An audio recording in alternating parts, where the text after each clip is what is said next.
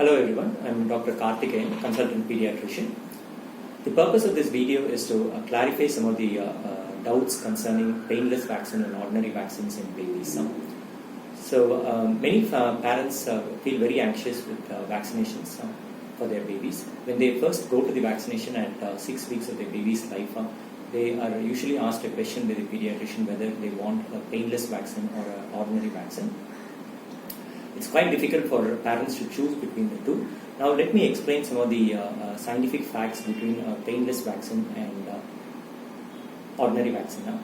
So first about painless vaccine. Strictly speaking, they are not entirely painless. So these vaccines causes less pain and less fever.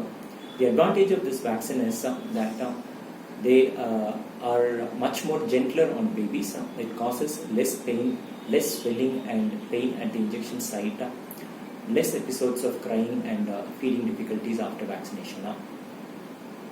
It also has an important component called as injectable poliovirus, commonly called as IPV, which is much superior to the oral poliovirus which is being used currently. The downside of this painless vaccine is that it is expensive. If you look at the wholesale vaccine or the ordinary vaccine, they are much cheaper, but the downside is it's slightly stronger in potency when compared to the painless vaccine. So it causes much more fever, more pain and swelling at the injection site, and babies tend to have episodes of crying and feeding difficulties for a few days after the vaccination. Another downside is that the ordinary vaccine does not contain IPV, and this has to be given as a separate injection if the parents want to give injectable poliovirus. Now, how do parents decide between these two? The Indian Academy of Pediatrics, which is the advocacy group for pediatricians in India, suggests that the babies can get a painless vaccine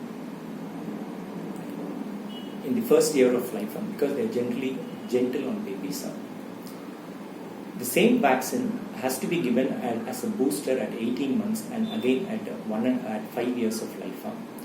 So during these two visits to the doctor for vaccinations, parents can ask an ordinary vaccine to be given, as the ordinary vaccines have a slightly stronger effect and the immunity lasts for a slightly longer period of time when compared to the painless vaccine.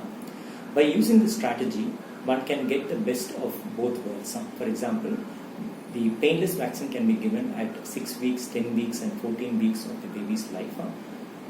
These are much more gentle on babies, although they are expensive, and the ordinary vaccine can be given either at 18 months or at 5 years in order to confer a slightly higher degree of immunity and a longer period of immunity for babies. So hope this explanation will help you to make an informed decision about vaccinations for your baby. If you need any further clarifications, you can contact us at 044 485 77331. Thank you.